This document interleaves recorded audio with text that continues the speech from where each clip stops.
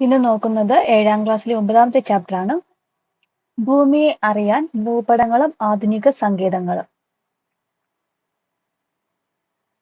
ഏതൊക്കെ സന്ദർഭങ്ങളിലാണ് നാം ഭൂപടങ്ങൾ പ്രയോജനപ്പെടുത്തുന്നത്?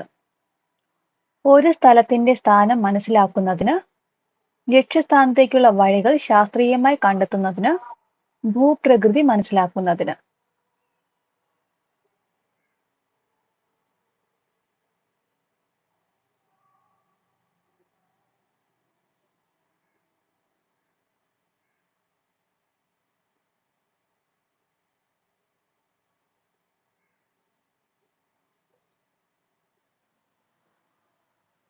ഭൂപടങ്ങൾ പ്രയോജനപ്പെടുന്ന ഒരു സ്ഥലത്തിന്റെ സ്ഥാനം മനസ്സിലാക്കുന്നതിന്, ലക്ഷ്യസ്ഥാനത്തേക്കുള്ള വഴികൾ ശാസ്ത്രീയമായി കണ്ടെത്തുന്നതിന്, ഭൂപ്രകൃതി മനസ്സിലാക്കുന്നതിന്.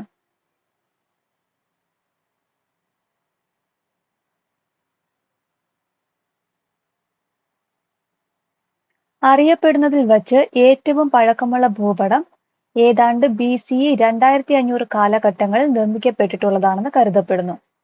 മെസപ്പൊട്ടേമിയയിലെ ഒരു കളിമൺ ഫലകത്തിൽ വച്ച് വരച്ച ഭൂപടമാണിത്. ഭൂമി ഉരുണ്ടതാണെന്ന് 2ാം നൂറ്റാണ്ടിൽ ജീവിച്ചിരുന്ന ഗ്രീക്ക് ഭൗമശാസ്ത്രജ്ഞനായ ടോളമി വിശ്വസിച്ചിരുന്നു.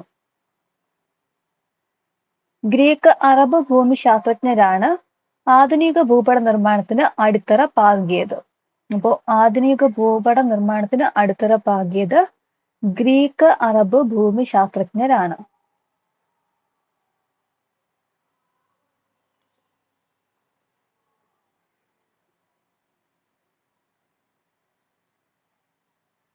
ഭൂപടങ്ങളെ അവ നിർവഹിക്കുന്ന ധർമ്മത്തിന്റെ അടിസ്ഥാനത്തിൽ പൊതുവായി രണ്ടായി തരംതിരിക്കാം. ഭൂപടങ്ങളെ അവ നിർമ്മിക്കുന്ന ധർമ്മത്തിന്റെ അടിസ്ഥാനത്തിൽ പൊതുവായി രണ്ടായി തരംതിരിക്കാം.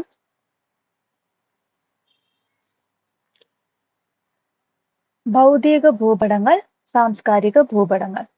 ഭൗതിക ഭൂപടങ്ങൾ എന്നാൽ ഭൂപ്രകൃതി, മണ്ണ്, നദികൾ, കാലാവസ്ഥ, നൈസർഗിക സസ്യജാലങ്ങൾ തുടങ്ങിയ പ്രകൃതിദത്തമായ സവിശേഷതകൾ ചിത്രീകരിക്കുന്ന ഭൂപടങ്ങളെ ഭൗതിക ഭൂപടങ്ങൾ എന്ന് പറയുന്നു. ഭൂപ്രകൃതി, മണ്ണ്, നദികൾ, കാലാവസ്ഥ, നൈസർഗിക സസ്യജാലങ്ങൾ തുടങ്ങിയ പ്രകൃതിദത്തമായ സവിശേഷതകൾ ചിത്രീകരിക്കുന്ന ഭൂപടങ്ങളെ ഭൗതിക ഭൂപടങ്ങൾ എന്ന് പറയുന്നു. മനുഷ്യനിർമ്മിതമായ സവിശേഷതകൾ ചിത്രീകരിക്കുന്ന ഭൂപടങ്ങളെ സാംസ്കാരിക ഭൂപടങ്ങൾ എന്ന് പറയുന്നു. ഉദാഹരണം, രാജ്യങ്ങൾ, സംസ്ഥാനങ്ങൾ, ജില്ലകൾ തുടങ്ങിയ രാഷ്ട്രീയ വിഭാഗങ്ങൾ, റോഡുകൾ, റെയിൽവേ പാതകൾ, തുറമുഖങ്ങൾ, ജനസംഖ്യാ വിതരണം തുടങ്ങിയവ സാംസ്കാരിക ഭൂപടങ്ങൾക്ക് ഉദാഹരണമാണ്.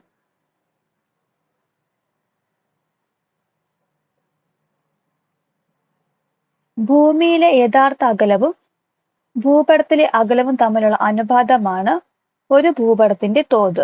ഒരു ഭൂപടത്തിന്റെ തോത് എന്ന് പറയുന്നത് ഭൂമിയിലെ യഥാർത്ഥ അകലവും ഭൂപടത്തിലെ അകലവും തമ്മിലുള്ള അനുപാതമാണ് ഒരു ഭൂപടത്തിന്റെ തോത്.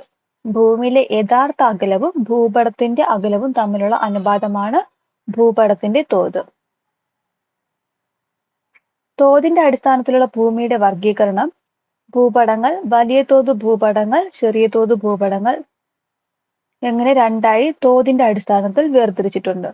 വലിയ തോത് ഭൂപടങ്ങൾ ഒരു ചെറിയ പ്രദേശത്തെ സംബന്ധിച്ചിട്ടുള്ള കൂടുതൽ വിവരങ്ങൾ ചിത്രീകരിക്കുന്നതിനെ വലിയ തോത് ഭൂപടങ്ങൾ എന്ന് പറയുന്നു. ഒരു ചെറിയ പ്രദേശത്തെ സംബന്ധിച്ചുള്ള കൂടുതൽ വിവരങ്ങൾ ചിത്രീകരിക്കുന്നു. ഉദാഹരണം, ധരാതലീയ ഭൂപടം, വില്ലേജ് ഭൂപടം. ഇതാണ് വലിയ തോത് ഭൂപടങ്ങൾ. ചെറിയ തോത് ഭൂപടം ഒരു പ്രദേശത്തെ സംബന്ധിച്ച കേവലമായ വിവരങ്ങൾ മാത്രം ചിത്രീകരിക്കുന്നു. ഉദാഹരണം, ലോക ഭൂപടം, ഇന്ത്യ ഭൂപടം, കേരളത്തിന്റെ ഭൂപടം. അപ്പൊ ചെറിയ തോത് ഭൂപടങ്ങൾ ഒരു പ്രദേശത്തെ സംബന്ധിച്ച കേവലമായ വിവരങ്ങൾ മാത്രം ചിത്രീകരിക്കുന്നതിനെ ചെറിയ തോത് ഭൂപടങ്ങൾ എന്ന് പറയുന്നു. ഭൂപട വായനയ്ക്ക് ആവശ്യമായ ഘടകങ്ങളാണ് ചുവടെ നൽകിയിട്ടുള്ളത്. തലക്കെട്ട്, തോത്, ദിക്ക്, അക്ഷാംശ രേഖ, രേഖാംശ രേഖ, അംഗീകൃത നിറങ്ങൾ, ചിഹ്നങ്ങൾ, സൂചിക എന്നിവയ്ക്ക് ഭൂപട വായനയ്ക്ക് ആവശ്യമായ ഘടകങ്ങളാണ്. തലക്കെട്ട്, തോത്, ദിക്ക്, അക്ഷാംശ രേഖ, രേഖാംശ രേഖ, അംഗീകൃത നിറങ്ങൾ, ചിഹ്നങ്ങൾ, സൂചിക. തലക്കെട്ട് ഒരു ഭൂപടത്തിൽ ചിത്രീകരിച്ചിട്ടുള്ള പ്രധാന ഭൗമ ഉപരിതല സവിശേഷതയാണ് തലക്കെട്ട് സൂചിപ്പിക്കുന്നത്. ഒരു ഭൂപടത്തിൽ ചിത്രീകരിച്ചിട്ടുള്ള പ്രധാന ഭൗമ ഉപരിതല സവിശേഷതയാണ് തലക്കെട്ട് സൂചിപ്പിക്കുന്നത്. തോത് അടിസ്ഥാനമാക്കിയാണ് ഭൂപടങ്ങൾ നിർമ്മിക്കുന്നതെന്ന് നമുക്കറിയാം. ഭൂതലത്തിലെ രണ്ട് സ്ഥലങ്ങൾ തമ്മിലുള്ള അകലവും ഭൂപടത്തിലെ അതേ രണ്ട് സ്ഥലങ്ങളുടെ അകലവും തമ്മിലുള്ള അനുപാതമാണ് തോത്. പ്രസ്താവന രീതി: ഭൂപടത്തിലെ 1 സെന്റിമീറ്റർ അകലം ഭൂതലത്തിലെ 1 കിലോമീറ്ററിനെ സൂചിപ്പിക്കുന്നു, അല്ലെങ്കിൽ 1 സെന്റിമീറ്റർ = 1 കിലോമീറ്റർ. ഭിന്നക രീതി: RF = 1:10,000 1:1,00,000 എന്ന രീതിയിൽ തോതുകൾ രേഖപ്പെടുത്തിയിട്ടുള്ളത് നിങ്ങളുടെ ശ്രദ്ധയിൽപ്പെട്ടിട്ടില്ലേ? ഇതാണ് ഭിന്നക രീതി. ഭൂപടത്തിലെ 1 യൂണിറ്റ് ദൂരം ഭൂതലത്തിന്റെ 1,00,000 യൂണിറ്റുകൾക്ക് തുല്യമാണെന്നാണ് ഇതുകൊണ്ട് അർത്ഥമാക്കുന്നത്. രേഖീയ രീതി: ചിത്രത്തിൽ നൽകിയിട്ടുള്ള രീതിയിൽ തോത് വരച്ച് രേഖപ്പെടുത്തുന്ന രീതിയാണ് രേഖീയ രീതി.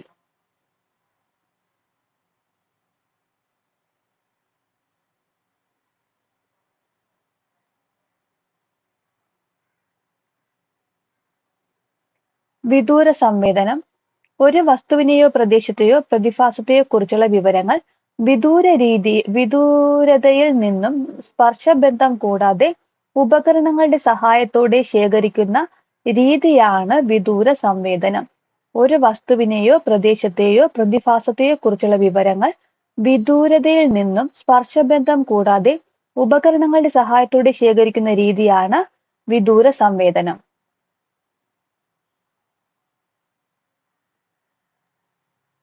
വിദൂര സംവേദനത്തെ പ്രധാനമായും 3 ആയി തരംതിരിക്കാം. ഭൂതല വിദൂര സംവേദനം, ആകാശീയ വിദൂര സംവേദനം, ഉപഗ്രഹ വിദൂര സംവേദനം. ഭൂതല വിദൂര സംവേദനം എന്ന് പറഞ്ഞാൽ ഭൂതലത്തിൽ നിന്നും ഭൗമോപരിതല സവിശേഷതകൾ ക്യാമറകൾ ഉപയോഗിച്ച് പകർത്തുന്ന രീതിയാണ് ഭൂതല വിദൂര സംവേദനം. ഭൂതലത്തിൽ നിന്നും ഭൗമോപരിതലത്തിന്റെ സവിശേഷതകൾ ക്യാമറകൾ ഉപയോഗിച്ച് പകർത്തുന്ന രീതിയാണ് ഭൂതല വിദൂര സംവേദനം. ആകാശീയ വിദൂര സംവേദനം: വിമാനത്തിൽ ഉറപ്പിച്ചിട്ടുള്ള ക്യാമറയുടെ സഹായത്തോടെ ആകാശത്തു നിന്നും ഭൗമ ഉപരിതല സവിശേഷതകളുടെ ചിത്രങ്ങൾ പകർത്തുന്ന രീതിയാണ് ആകാശീയ വിദൂര സംവേദനം. വിമാനത്തിൽ ഉറപ്പിച്ചിട്ടുള്ള ക്യാമറയുടെ സഹായത്തോടെ ആകാശത്തു നിന്നും ഭൗമ ഉപരിതല സവിശേഷതകളുടെ ചിത്രങ്ങൾ പകർത്തുന്ന രീതിയാണ് ആകാശീയ വിദൂര സംവേദനം. അടുത്ത ഉപഗ്രഹ വിദൂര സംവേദനം: കൃത്രിമ ഉപഗ്രഹങ്ങളിൽ ഘടിപ്പിച്ചിട്ടുള്ള സംവേദകങ്ങൾ വഴി ഭൂവിവരങ്ങൾ ശേഖരിക്കുന്ന പ്രക്രിയയാണ് ഉപഗ്രഹ വിദൂര സേവനം. കൃത്രിമ ഉപഗ്രഹങ്ങളിൽ ഘടിപ്പിച്ചിട്ടുള്ള സംവേദകങ്ങൾ വഴി ഭൂവിവരങ്ങൾ ശേഖരിക്കുന്ന പ്രക്രിയയാണ് ഉപഗ്രഹ വിദൂര സംവേദനം. വിവിധതരം വിദൂര സംവേദന പ്രക്രിയ രീതികൾ നിങ്ങൾ തിരിച്ചറിഞ്ഞല്ലോ. ഇനി അവയുടെ സാധ്യതകൾ എന്തെല്ലാമെന്ന് നോക്കാം. കാലാവസ്ഥാ പഠനത്തിന്, കാർഷിക മേഖലയിലെ പഠനത്തിന്, പ്രകൃതി വിഭവങ്ങളുടെ ലഭ്യത മനസ്സിലാക്കുന്നതിന്, വരൾച്ച, വെള്ളപ്പൊക്കം തുടങ്ങിയ പ്രകൃതിക്ഷോഭങ്ങൾ ഉണ്ടായ പ്രദേശങ്ങളെക്കുറിച്ചുള്ള വിവരശേഖരണം നടത്തുന്നതിന്. ഭൂവിവര വ്യവസ്ഥ അല്ലെങ്കിൽ GIS. ഭൂപട വിശകലനം, വിദൂര സംവേദനം തുടങ്ങിയ മാർഗങ്ങളിലൂടെ ഭൂമിയെക്കുറിച്ചുള്ള വിവരങ്ങൾ അഥവാ ഭൂവിവരങ്ങൾ ശേഖരിക്കാൻ കഴിയുന്ന ഈ മാർഗങ്ങളിലൂടെ ശേഖരിക്കുന്ന വിവരങ്ങളെ വിശകലനം ചെയ്ത് നിഗമനങ്ങൾ രൂപപ്പെടുത്തുവാനും ഭൂപടങ്ങൾ, ഗ്രാഫുകൾ, പട്ടികകൾ മുതലായ ഉൽപ്പന്നങ്ങൾ നിർമ്മിക്കുവാനും കഴിയുന്നു. ഭൂവിവരങ്ങൾ വിശകലനം ചെയ്ത് ഇത്തരത്തിലുള്ള ഉൽപ്പന്നങ്ങൾ നിർമ്മിക്കുന്നതിനായി സോഫ്റ്റ്വെയർ അധിഷ്ഠിത കമ്പ്യൂട്ടർ സാങ്കേതിക വിദ്യ പ്രയോജനപ്പെടുത്തുന്നു. ഈ സാങ്കേതിക വിദ്യയാണ് ഭൂവിവര വ്യവസ്ഥ അഥവാ GIS, ജിയോഗ്രഫിക് ഇൻഫർമേഷൻ സിസ്റ്റം.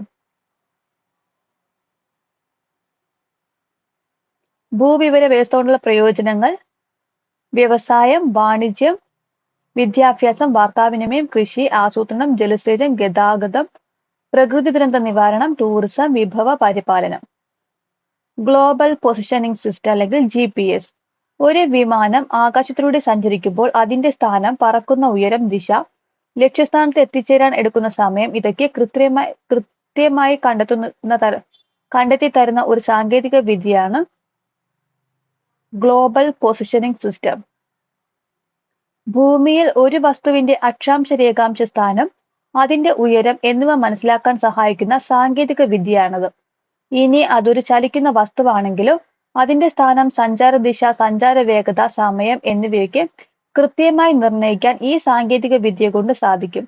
വിമാനങ്ങൾ, കപ്പലുകൾ തുടങ്ങി മിക്ക വാഹനങ്ങളിലും GPS സംവിധാനം ഇന്ന് ഉപയോഗിക്കുന്നുണ്ട്. ഒരു കൂട്ടം കൃത്രിമ ഉപഗ്രഹങ്ങളുടെ സഹായത്തോടു കൂടിയാണ് ഈ സംവിധാനം പ്രവർത്തിക്കുന്നത്.